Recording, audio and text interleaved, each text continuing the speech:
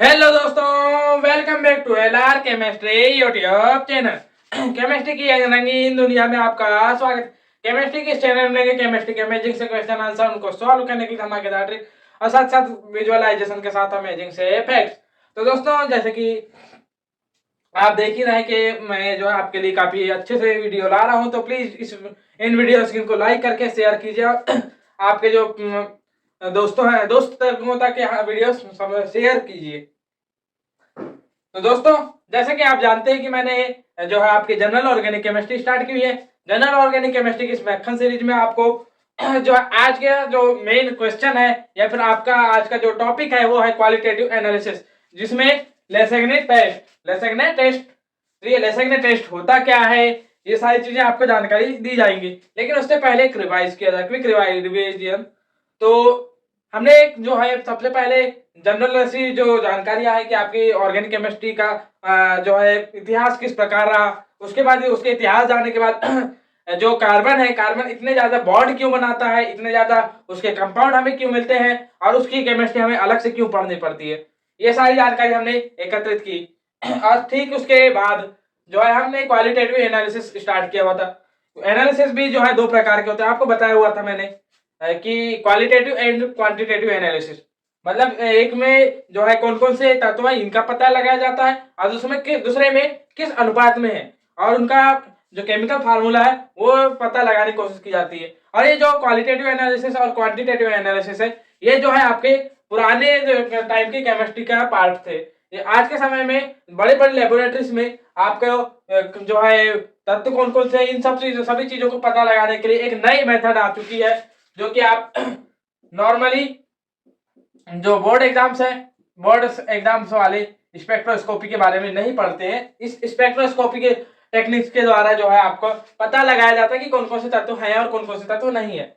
लेकिन यहाँ पर पे जो है आपके इसमें आप जब आप कॉम्पिटेटिव एग्जाम जैसे JEE नीट इनके बारे में जब पढ़ते हैं तो थोड़ा इनका स्पेक्ट्रोस्कोपी का जो जनरल नॉलेज है, थोड़ी सी जनरल सी बातें उनका जो है आपके बता दिया जाता है, उनका थोड़ा सा अध्ययन कराया जाता है। तो यहाँ पर लेकिन हम जो है पुरानी टेक्निक्स और जो आपके जनरल जो क्लासेस में होने वाले प्रैक्टिकल्स हैं वो भी जो है क्वालिटेटिव एनालिसिस ही होते हैं।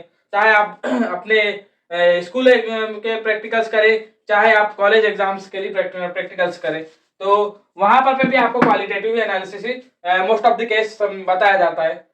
तो यहाँ पे क्वालिटेटिव और क्वांटिटेटिव और इस जो क्वालिटेटिव और क्वांटिटेटिव एनालिसिस का अभी वर्तमान के समय में फेल हो जाने का कारण जो है ये है कि जितना अपन जो है क्वालिटेटिव एनालिसिस के लिए हम बहुत ज्यादा अपना बहुत ज्यादा अमाउंट में जो है हमें वैसे भी केमिकल जो है बहुत कम यूज करना चाहिए। और यानी वो दूसरा तरीका यानी लेबोरेटरी में, क्योंकि लेबोरेटरी में केमिकल बहुत महंगे होते हैं, इस वजह से जो है टीचर्स जो है आपको क्वालिटी बहुत कम मात्रा में या फिर खुद प्रोफेसर लोग भी बहुत कम मात्रा में यूज करने की कोशिश करते हैं।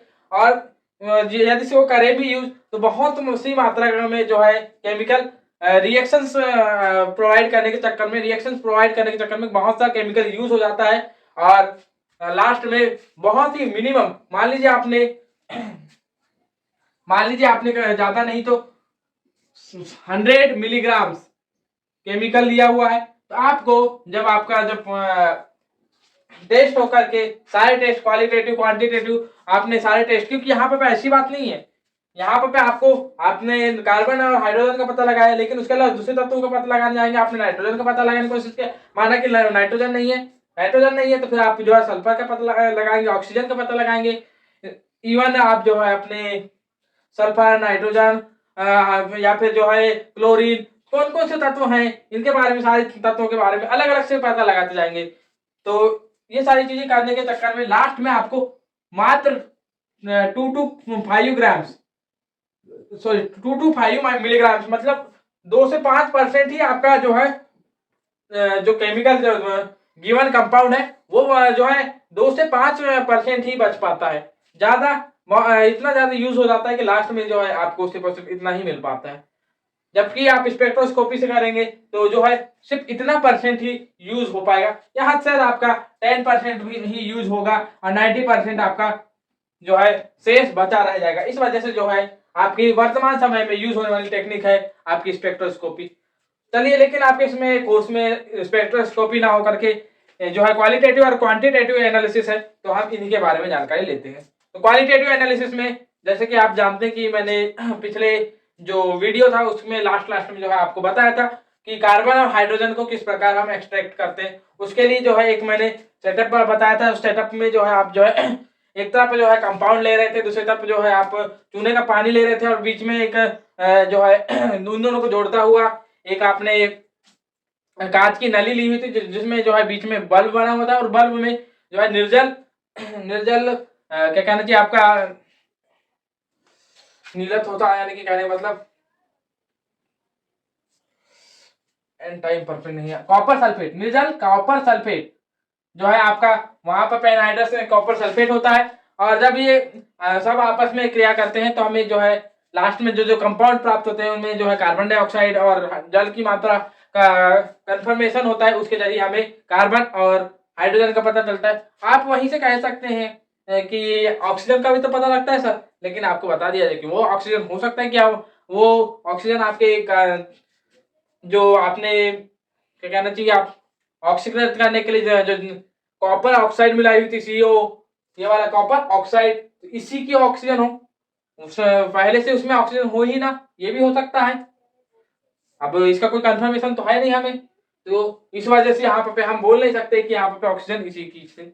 अब आपके दिमाग में आ रहा होगा कि आपने कार्बन डाइऑक्साइड और हाँ बस इतना ही है कार्बन डाइऑक्साइड में CO2 और H2O, यहाँ पे इन दोनों का तो हमने पता लगा लिए थे। और ऑक्सीजन जो है कॉपर ऑक्साइड की हो सकती है या किसी अन्य ऑक्सीकृत यौगिक की हो सकती है। यहाँ पर ये कोई पक्का नहीं कि आपके कार्बन की है। तो इसका कंफर्मेशन करने के लिए भी अब हम टेस्ट लगाएंगे। और ये दोनों के अलावा कार्बन और हाइड्रोजन का पता लगाने के लिए जो मैंने टेस्ट बताया था वो करते हैं। और अन्य जो तत्वों के पता लगाने के लिए आप लेसगने टेस्ट करते हैं। अन्य तत्वों का पता लगाने के लिए लेसगने टेस्ट करते हैं।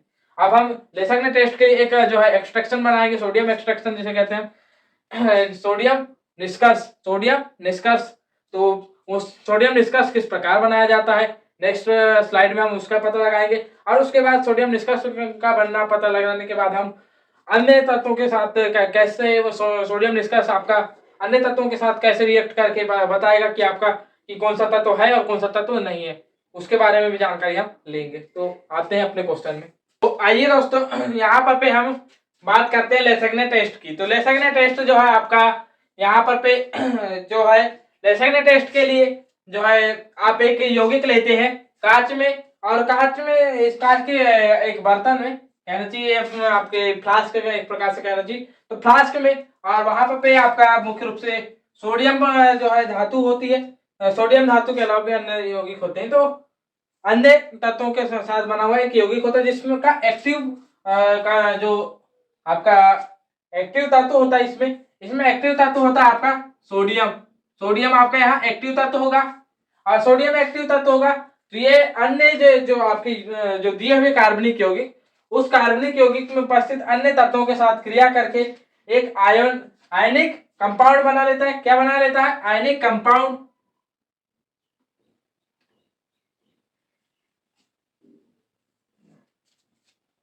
सॉरी, जो ये आपने सोडियम के जो है गर्म करके आपने जो है एक सोडियम का एक विलयन तैयार किया, इस विलयन को आप कहते हैं सोडियम निष्कर्ष। इसे क्या कहते हैं आप?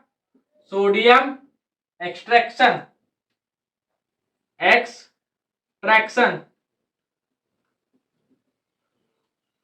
सोडियम एक्सट्रैक्शन कहते हैं इसे। Spelling fusion extraction extract, sodium fusion extract, और इसे हिंदी में कहते हैं आप सोडियम गलित निष्कर्ष। क्या कहते हैं आप? सोडियम गलित निष्कर्ष। और जो है आपका ये सोडियम गलित निष्कर्ष में अगर से मान लीजिए आप कार्बनिक यौगिक को मिलाएंगे तो इसमें उपस्थित मान लीजिए आपने कि नाइट्रोजन उपस्थित है, तो नाइट्रोजन कार्बनिक पदार्थ में उपस्थित नाइट्रोजन, कार्बन, नाइट्रोजन मिलकर के यहाँ पर पे एक प्रकार से एक आयोनिक कंपाउंड बनाएंगे, जो कि यहाँ दिखाने के लिए मैं दिखा रहा हूँ कि सोडियम साइनाइड जैसे दिख रहा होगा आपको। तो सोडियम साइनाइड एक प्रकार से, या फिर आप जो है मान लीजिए यहाँ पे सोडियम के दो अणु से दो परमाणु सल्फर से क्रिया करके सोडियम सल्फाइड बना लेंगे। और यदि से आपका हेलोजन है तो हेलोजन जो है आपके सोडियम के साथ क्रिया करके सोडियम हेलाइड बना लेंगे। तो ये रहा, तो ये रही बात आपके लेसैग्ने टेस्ट की। अब हम जो है लेसैग्ने टेस्ट में कुछ इस तरीके से होता है, लेकिन जब आप अलग अलग तत्वों के साथ क्रिया कराएंगे तो अब यहाँ पे सिंपल ऐसा थोड़ी है कि आपने मिला दिया और बिल्कुल आपको ये चीजें प्राप्त हो ही गई। अले बाबा, अले बाबू, बाबू जैसे आपको छोटे से बच्चे थोड़ी है जो कितने अच्छा दे देंगे, और आपके वैज्ञानिक छोटे बच्चे थोड़ी थे जो कितना अच्छा दे करके रह जाएंगे। वो तो बाद वाले थे ना, जब बड़े थे तो यहाँ पे आकर के छोटे छोटे रिएक्शन क्यों जाएंगे।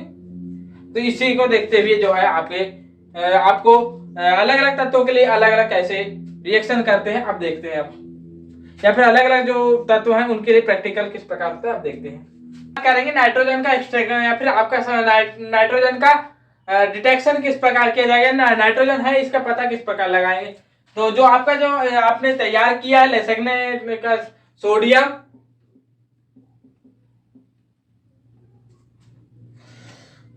सोडियम फ्यूजन, हाँ sodium fusion extract, sodium fusion extract जो आपने तैयार किया है, इसमें जो है आप इसकी 2 बूंदे लेंगे। इसकी आप कितनी बूंदे लेंगे? 2 बूंद, 2 ड्रॉप्स आप लेंगे। और इसमें जो है 2 ड्रॉप्स में आप क्या करेंगे, आपके ताजे ताजे फेरस सल्फेट, ताजे फेरस सल्फेट की जो आप जो है कुछ बूंदे लेंगे, ताजे फेरस सल्फेट की कुछ भी बूंदे लेंगे। 2 drops of sodium extract with some drops of,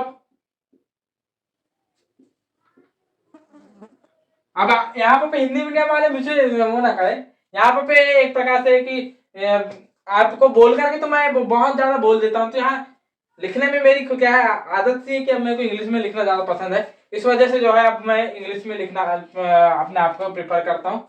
इसलिए उसमें थोड़ा सा, अगर आपको हिंदी में चाहिए तो कमेंट करें, कमेंट करेंगे तो फिर मैं बिल्कुल हिंदी में ही लिखना प्रारंभ कर दूंगा। लेकिन यहाँ पे FeSO4, some drops of FeSO4, और गलती से ये मत कर देना जैसे मैंने लपेटी मार दिया तो वैसे लपेटी नहीं मारेगा, मैंने लपेटी मारा दोबारा सुधार लिया, इसलिए आप लपेटी नहीं मारेंगे। आप जो है जो सिंपल लिख रहे हैं उसके साथ लपेटी मार सकते हैं, लेकिन जब आप खासकर से कोई केमिकल लिख रहे हैं तो वहां लपेटी नहीं चलेगी आपकी। तो ये बात है, फेरस सल्फेट के कुछ ड्रॉप्स के साथ जो है मिलाएंगे, और इसके बाद जो है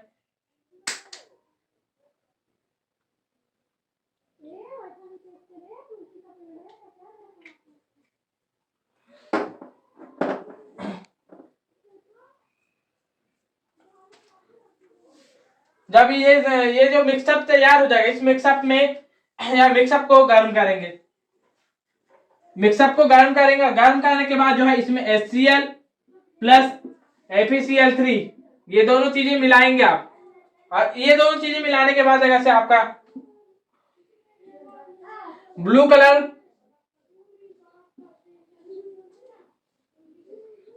डिटेक्ट होगा अगर से आपको, तो फिर आप कहेंगे ब्लू कलर डिटेक्ट होने के बाद, अगर से मान लो ब्लू कलर डिटेक्ट होता है तो आप स्पष्ट कह सकते हैं कि यहां पे नाइट्रोजन उपस्थित है। Then confirm nitrogen is present, ये कह सकते हैं आप नाइट्रोजन इज प्रेजेंट।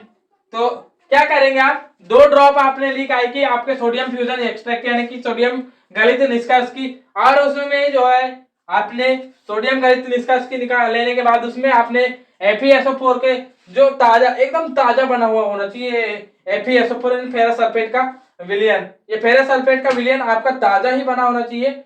उसके जो है आपने लेने के बाद उसे थोड़ा गर्म करेंगे, और गर्म करने के पश्चात उस जो आपने इन दोनों का जो मिक्सअप तैयार हुआ है यहाँ पर पे आपको जो है HCl और FeCl3 मिला लेना है। जब ये दोनों चीजें आप मिला लेंगे तो ये दोनों चीज मिलाने के बाद आपको जो है ब्लू कलर डिटेक्ट होगा, आपको फिर वहां पर ब्लू कलर दिखने लगेगा, और ब्लू कलर दिखने लगेगा इसका मतलब वहां पर पे आप स्पष्ट कह सकते हैं कि नाइट्रोजन प्रेजेंट है।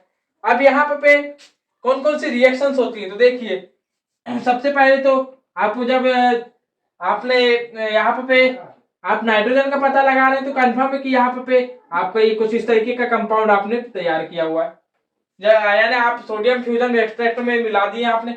ये सोडियम फ्यूजन एक्सट्रैक्ट जो है आपका, ये बता दिया जाए कि सोडियम फ्यूजन एक्सट्रैक्ट में पहले से ही आप जो है ये सिंपल सोडियम फ्यूजन एक्सट्रैक्ट जो है ये इसमें सिर्फ और सिर्फ जो है आपने तैयार किया उस समय इसमें जो है आपने मिला दिया है क्या, कार्बनिक पदार्थ भी मिलाया हुआ है, आपने कार्बनिक पदार्थ भी मिलाया हुआ है, ये ध्यान रखेंगे। तो इस कार्बनिक पदार्थ युक्त सोडियम एक्सट्रैक्ट में आप अगर से सबसे पहले क्या डाल रहे हैं, FeSO4 डाल रहे हैं, FeSO4 डाल रहे हैं और हीटिंग कर रहे हैं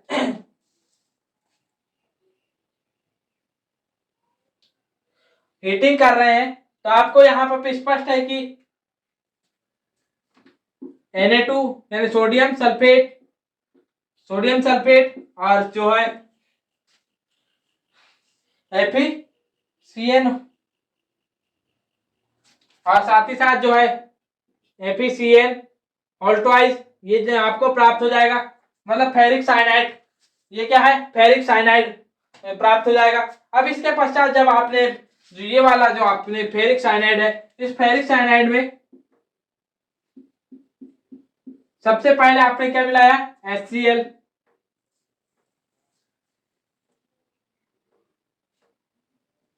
HCl नहीं दोबारा से जो आपने ये है सोडियम साइनेट है ये क्या, जी हाँ सोडियम साइनेट, सोडियम साइनेट मिलाने पर पे आपको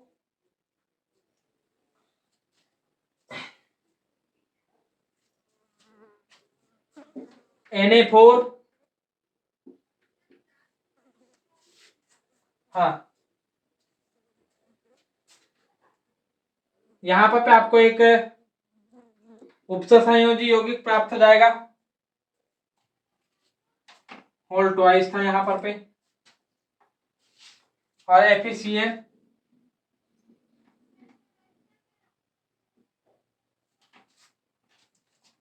होल थ्राइस ये प्राप्त हो जाएगा आपको, 2 8 4 2 6 FeCN6, जी हाँ अरे यार वेल नोन कंपाउंड है यार FeCN6 FeCN6। और इसके बाद जो है आपको ये प्राप्त हो जाएगा, तो यहाँ से जो आपको प्राप्त हुआ इसमें जो है आप FeCl3 की अभिक्रिया करा देंगे, FeCl3 जो कि यहाँ पे आपने मिलाया हुआ है, ये HCl की उपस्थिति में जो Na4 सोडियम Na4 FeCN6 के साथ ये रिएक्ट होकर के आपका क्या FeCl3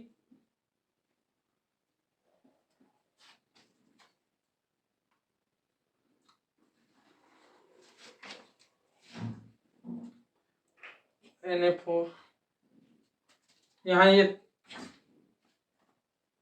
और यहाँ पर भी ये 4, तो यहाँ पर भी लास्ट में आपको 12 NaCl प्राप्त हो जाएंगे, और साथ ही साथ आपको अब बच क्या क्या गया है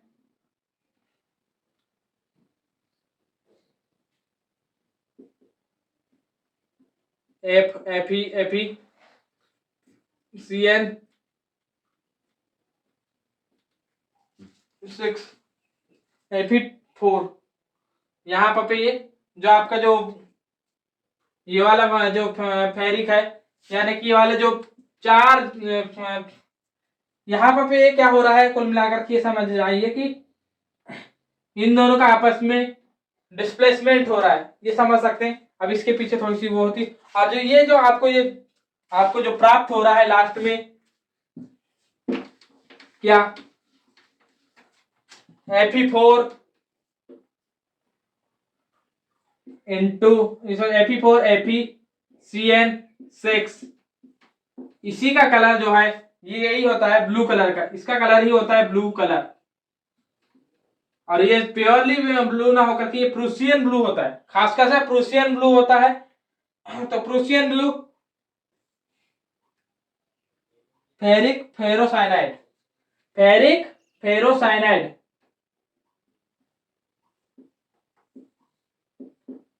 साइनाइड, ये है आपका। तो ये है यहाँ पर, और इसी का कलर जो है आपका ब्लू होता है। तो यहाँ पे क्या किया आपने कि सबसे पहले यहाँ पे आपने सोडियम एक्सट्रैक्ट की जो है आपने sodium ferric sulphate, sorry ferrous sulphate से। अब फेरिक और फेरस में क्या अंतर है, तो फेरिक के लिए जो है आपका फेरिक में Fe3+ होता है, फेरिक में Fe3+ और फेरस में Fe2+ होता है, ये ध्यान रखेंगे। तो फेरस सल्फेट के साथ अभिक्रिया कराए तो यहाँ पर डिस्प्लेसमेंट रिएक्शन हो गई, और यहाँ पर आपको FeCN होल ट्वाइस प्राप्त हो गया। अब FeCN होल ट्वाइस के साथ आपने दोबारा से जो है सोडियम एक्सट्रैक्ट के दोबारा से इसमें मिलाया, तो आपको जो है यहाँ पर पे Na4 FeCN6 ये प्राप्त हो गया, और यानी कि सोडियम फेरोसाइनाइड प्राप्त हुआ, सोडियम फेरोसाइनाइड। और फिर जो है इसी में आपने दोबारा से क्या कहना चाहिए फेरिक क्लोराइड की अभिक्रिया कराई। अब फेरिक क्लोराइड की अभिक्रिया कराने पर फेरिक फेरो साइनाइड प्राप्त हो गया, जिसका कलर प्रोशियन ब्लू था, और यहीं पर आपकी रिएक्शन कंप्लीट हो गई। तो इस रिएक्शन को आप 2 से 3 बार ये लिखेंगे तो आपको समझ में आ जाएगा। या फिर रिएक्शन लिखने की क्या जरूरत है यार, आपके पास जब लैब है उतनी बड़ी, अगर आप स्कूल में है तो लैब है, तो लैब में जाइए, आप लैब में प्रैक्टिकल कीजिए, वहां मिल जाएगा, पर अपने टीचर से पूछ करके।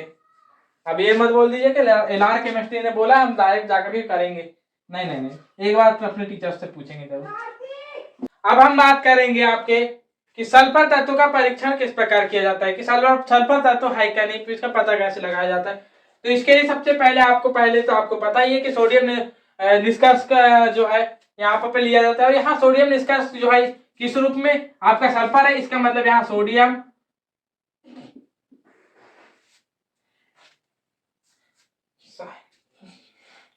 सोडियम साइनोसल्फेट, या फिर इसी को कह सकते हैं हम थायोसाइनेट। इसके 2 नाम हो सकते हैं, एक तो हो सकता है सोडियम साइनोसल्फेट या फिर सोडियम थायोसाइनेट।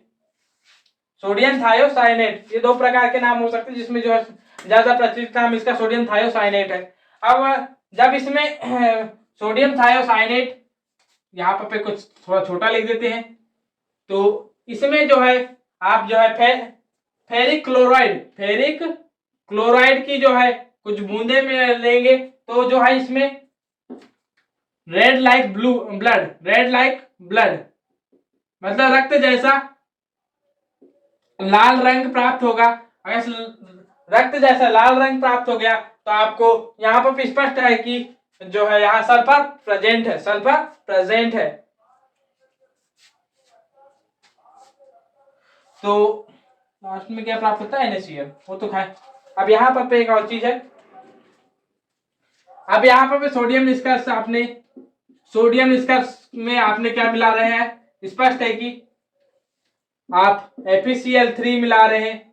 अब FeCl3 मिला रहे हैं तो यहाँ पे ये 3 इसके 3 वो होंगे, और यहाँ पे रिएक्ट होकर के सबसे पहली बात तो लास्ट में कुछ नहीं, जब आप लास्ट स्टेप में ये फर्स्ट स्टेप और लास्ट स्टेप एक ही साथ है, तो सबसे पहले आप देखिए क्या कहते, मान लीजिए आपको ग्रुप 1 के कोई तत्व दिखते हैं और हेलोजन दिखते हैं, तो सबसे पहले आप एक सॉल्ट बना लीजिए। सबसे पहले यहाँ पर आप सोडियम क्लोराइड बना लीजिए, सोडियम क्लोराइड बना लेंगे, और यहाँ 3 अणु इसके प्राप्त हो जाएंगे। और बच गया क्या, FeCN(S),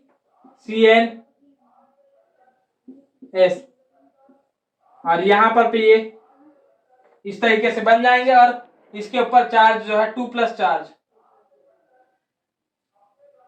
सॉरी इस पर अगर से इस तरीके से बनेगा तो +2+ चार्ज, या फिर दूसरा तरीका ये कि यहाँ पर मान लीजिए आपने इसे सिर्फ सिंगल अगर से उतने अमाउंट में नहीं लिया है तो यहाँ पर ये FeCN(Cl)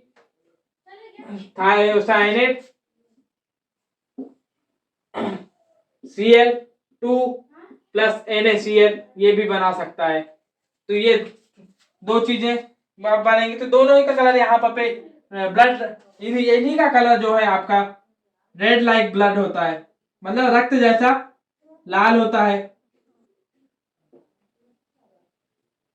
तो ये है। अब मान लीजिए आप, इसके बाद हम बात करते हैं नेक्स्ट स्लाइड में अपन हैलाइड्स का जो है परीक्षण किस प्रकार करेंगे। हम बात करेंगे कि हैलाइड्स का परीक्षण किस प्रकार किया जाता है। तो हैलाइड्स का परीक्षण करने के लिए याद रखें कि सबसे पहले आपको तैयार क्या क्या चीजें रखनी चाहिए आपको इस चीज में। आपका तो सोडियम फ्यूजन एक्सट्रैक्ट तो तैयार होगा ही होगा यहाँ पर। इसके अलावा जो है आपके साथ ही साथ आपका सोडियम हाइड्रोक्साइड भी, सोडियम का अमोनियम हाइड्रोक्साइड का एक विलयन तैयार रखना चाहिए आपको। अब यहाँ पर साथ ही साथ आपको HNO3 भी ले करके रखना, अपने पास रख ले। और इसके अलावा जो है आपके पास होना क्या चाहिए, AgNO3, सोडियम सिल्वर नाइट्रेट का विलयन। आंटी जी हाँ सोडियम सिल्वर नाइट्रेट, तो ये 3 विलयन आपको ले लेना है। सबसे पहले इनमें से आप जो आपका नाइट्रिक अम्ल है, नाइट्रिक अम्ल के द्वारा जो है सोडियम फ्यूजन एक्सट्रैक्ट यानी कि आपका सोडियम निष्कर्ष का एक भाग को आप अम्लीकृत कर लेंगे। अम्लीकृत करने के बाद इसमें AgNO3 मिलाएंगे। यदि से यहाँ पर आपको एक अवक्षेप प्राप्त होता है, अवक्षेप प्राप्त होगा तो आपको हैलाइड कंफर्म। अगर से आपको PPT प्राप्त होगी, प्रेसिपिटेट प्राप्त होगा, तो आपको कंफर्म है कि वहां पर आपका हैलाइड्स प्रेजेंट। अब यहाँ पे ये कट नहीं है, यहाँ पे ये आपका एक्स यानी हैलाइड्स। अब हैलाइड्स प्रेजेंट है, इसका मतलब यहाँ पर हैलाइड्स के 3 यहाँ पर 3 चीजें हो सकती हैं, 4 प्रकार के हैलाइड्स होते हैं। आपके 4 हैलाइड्स होंगे आपके, कौन कौन से, सबसे पहले फ्लोरीन, क्लोरीन, ब्रोमीन और आयोडीन, ये 4 प्रकार के होंगे। तो जिसमें से यदि से आपने मान लीजिए आपका व्हाइट प्रेसिपिटेट प्राप्त होता है, और ये सोडियम हाइड्रोक्साइड में विलय है, व्हाइट प्रेसिपिटेट प्राप्त हुआ आपको, व्हाइट जो कि मम्मी जी सॉल्यूबल इन इजीली, यहाँ पे इजीली सॉल्यूबल होगा। तो यहाँ पर आपको, इसका मतलब आपका क्लोरीन प्रेजेंट है। अगर से ये येलो कलर का होगा, अगर से प्रेसिपिटेट, तो येलो कलर का होने पर भी जो है कंफर्म है कि आपका प्रेसिपिटेट वो येलो कलर का, तो ब्रोमीन। और ये जो है अब यहाँ कंफर्मेशन है, अगर से ब्रोमीन हो सकता है, और कंफर्मेशन करने के लिए आप आपके अमोनियम हाइड्रोक्साइड में मिलाएंगे तो कठिनाई से ये विलय होगा, लेकिन कठिनाई से, तो ब्रोमीन प्रेजेंट। और मान लीजिए येलो कलर का ही प्रेसिपिटेट प्राप्त हो रहा है, लेकिन ये जो है आपका अविलय है, विलय हो ही नहीं पा रहा है आपके अमोनियम हाइड्रोक्साइड में, तो आपका आयोडीन प्रेजेंट होगा। और अगर से ये तीनों ही प्रकार का कुछ प्राप्त नहीं हो रहा, जिसमें कि ना ही व्हाइट कलर का जो कि इसमें सॉल्युबल हो, तो वहां पर आपका प्रेजेंट हो जाएगा। इसी के साथ जो है आपके लेसैग्ने टेस्ट यहाँ पर खत्म होता है। और अब हम बात करेंगे नेक्स्ट इसमें, जो कि मैंने बोला था कि क्वांटिटेटिव एनालिसिस कराऊंगा, लेकिन क्वांटिटेटिव एनालिसिस एक तो थोड़ा लंबा चौड़ा है, और थोड़ा सा मेरे पास जब लास्ट में जब आपके पास कोर्स कंप्लीट हो जाएगा, उसके बाद जो है प्रैक्टिकल वीडियोस में दोबारा से इनको और एक बार बताऊंगा, और बाकी जो चीजें हैं उनको भी बताऊंगा। और साथ ही साथ जो है आपके कहना चाहिए। बाकी चीज़ों के साथ साथ जो है लेसैग्ने टेस्ट या फिर जो आपका क्वांटिटेटिव एनालिसिस, हाँ क्वांटिटेटिव एनालिसिस भी बताऊंगा। तो दोस्तों अब नेक्स्ट इसमें हम बात करेंगे कि अलग अलग प्रकार की अभिक्रियाएं किस प्रकार होती हैं, उनके सभी चीज़ों के बारे में, और उससे पहले जो है कार्बन के जो श्रृंखलाएं हैं वो कितने प्रकार की होती हैं और कैसे कैसे श्रृंखलाएं बनाता है, इसके बारे में जानकारी लेंगे। तो इस वीडियो को देख लेंगे। धन्यवाद। जय हिंद, जय श्री राम।